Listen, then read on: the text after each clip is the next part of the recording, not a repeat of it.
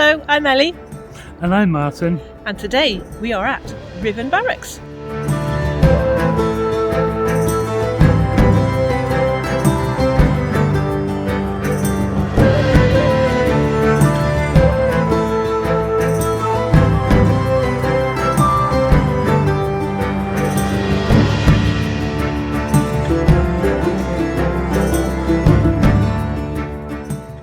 In the Highlands of Scotland sits a ruinous bulwark, a former defensive buffer visible for miles around.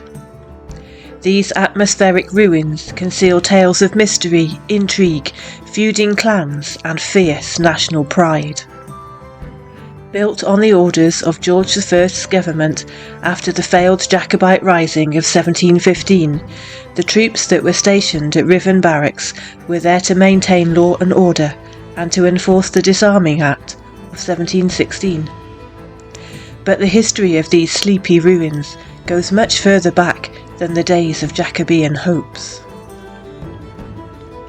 The barracks sit atop a natural mound that was carved by the melting glaciers as they retreated at the end of the last ice age. The mound overlooks the site of an ancient ford and was one of the few crossing places of the Great River Spey before the bridge at Newtonmore was built in 1808. The strategic importance of the site is obvious. It is visible for miles around and dominates the head of the Spey Valley at the junction where later General Wade's military routes through the Cairngorms from Perth, Fort Augustus and Inverness met. The site was home to the medieval castles of the Comyns and the Gordons. The first castle to be built on this site was noted in 1229 when it was home to William Comyn, the first Lord of Badenoch. It was a powerful fortress, but during the Wars of Independence the Comyns lost a dispute with Robert the Bruce. He then murdered John the Red Comyn at Dumfries before storming through the Comyns' northern fortresses in 1308. By 1371, the castle was home to Alexander Stewart. He was the first Earl of Buchan and younger son of Robert II. He was more popularly known as the Wolf of Badenoch, and was famously excommunicated by the Bishop of Elgin, who'd challenged him on his marital infidelity. He retaliated by destroying Elgin Cathedral in 1390. Around 1440 the castle was granted to Alexander Gordon, the first Earl of Huntly. In 1451 it was attacked and destroyed by John MacDonald, the Earl of Ross, during a conflict with King James II. The castle was rebuilt in 1459. King James II himself is noted as having stayed there. The castle remained in the Huntleys' hands until the first Jacobite rising against the rule of William of Orange in 1689. The castle was badly damaged by Viscount Dundee, known as Bonnie Dundee. The remains of the castle were completely dismantled to make way for the barracks. Only the original well still remains. After the 1715 Jacobite uprising, the government decided to tighten its grip on the Highlands and ordered the building of 4 fortified barracks in strategic locations: Fort Augustus, Glenelg, Inversnaid, and here at Ruthven. Built between 1719 and 1721, Ruthven Barracks comprised 2 garrison buildings, a guard room, a prison, a bakehouse and a brewhouse. It was designed to hold 2 companies of soldiers, about 120 men, and their officers, but it is unlikely that it was ever fully garrisoned. The soldiers' accommodation comprised 2 3-storey buildings in which 60 men could be housed, spread across 6 rooms, sleeping 10 to a room and 2 to a bed.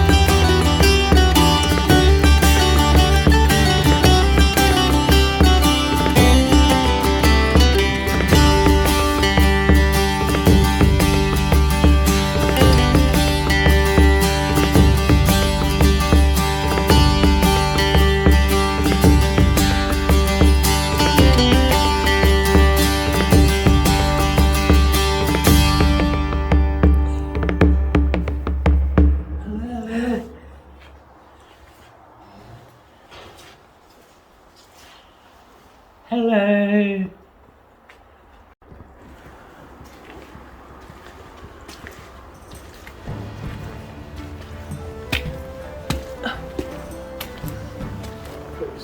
You've got to be small to get through here, because I'm literally crawling.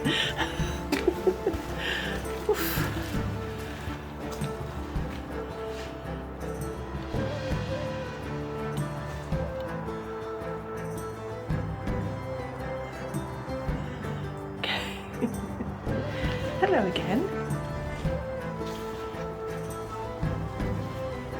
I'm shy. Hello. You've got to be really small in here, because these things to get in are really tight.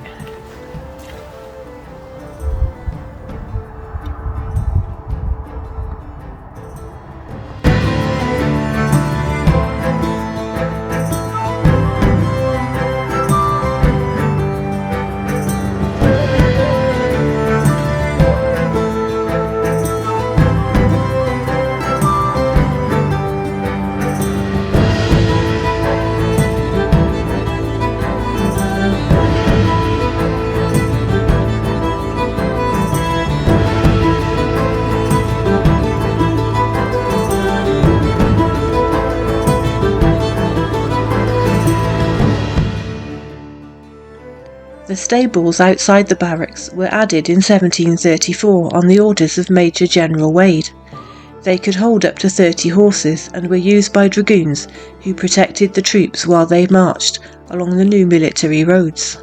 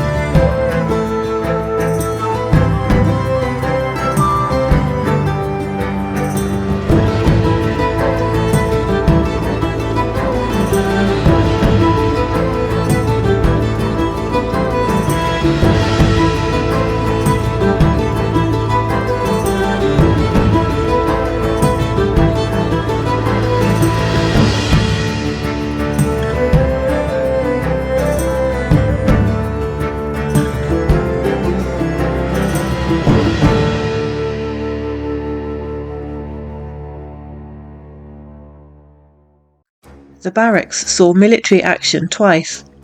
The first attack came some 20 plus years after its completion.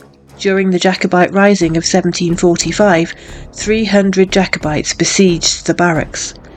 At the time, just 12 redcoats were inside, but they held them off with only one casualty, a soldier who had foolishly raised his head high above the parapet and was killed, shot in the head by a Jacobite. The barracks was attacked by the Jacobites again in February 1746. This time they were prepared with weapons and heavy guns. Led by Gordon of Glenbucket, the Jacobites succeeded in taking the barracks, forcing the garrison to surrender. On the 16th of April 1746, the Jacobites were soundly beaten at the Battle of Culloden by the Redcoats. The remaining Jacobites retreated to Ruthven, where they waited for instructions from their leader, Bonnie Prince Charlie. They waited for 4 days. On the 20th of April, Charlie's message arrived. It read, Let every man seek his own safety in the best way he can. Charlie's message was disappointing and not at all what his supporters had expected. His loyal Jacobites, the people who'd stood by his side, warriors whose friends and loved ones had died fighting for his cause, felt that he had simply abandoned them, prioritising his own escape. In an attempt to avoid a government which was increasingly set on suppressing the Jacobites, their cause and traditional Highland life, the Jacobites quickly abandoned and dispersed, but not before they had set fire to the barracks, leaving it pretty much as we see it today, marking the symbolic end of the Jacobite cause. Charlie spent the next 5 months as a fugitive, hiding out in the Highlands and Islands, avoiding government forces, before eventually sailing back to France. Despite making an attempt to reignite the Jacobite cause in 1750, Charlie retreated to Rome, where he died in 1788, a disappointed and embittered man.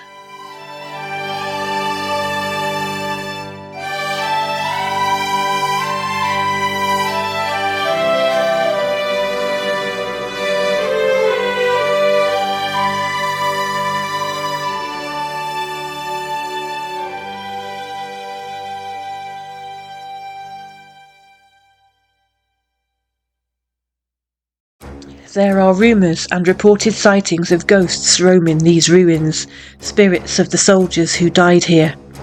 Both the souls of the dead Jacobites and redcoats are said to roam these walls.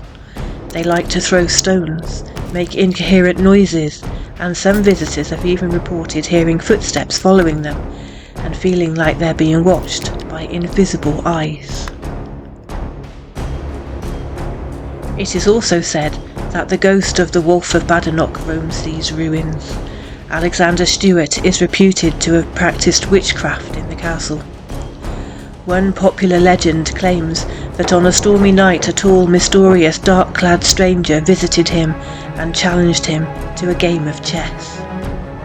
The wolf accepted, but lost the game.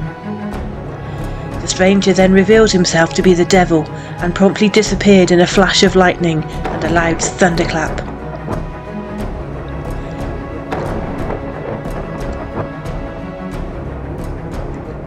The following morning, the wolf and all his men were found dead, having conceded their souls to the devil and condemned themselves to exist in limbo and roam these ruins for eternity. They can sometimes still be seen playing chess in the darkest corners. Of course, this is just a legend. There is conjecture about where and when the wolf died. Some reports quote him dying here at Ruthven in 1394, indeed during a particularly fierce thunderstorm. Other sources say he died in 1405. Whichever is true, he is buried at Dunkeld Cathedral, around 58 miles from Kingussie.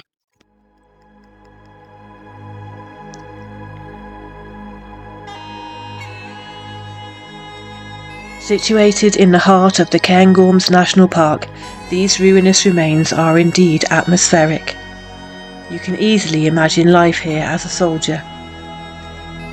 Its position high on a naturally carved mound is both strategic and picturesque. The surrounding grounds are wet and presumably there would have been a defensive moat surrounding the original castles that were here before the barracks were built. The scenery is majestic with commanding 360-degree panoramic views of the surrounding countryside. It must have been both a harsh and beautiful place to live.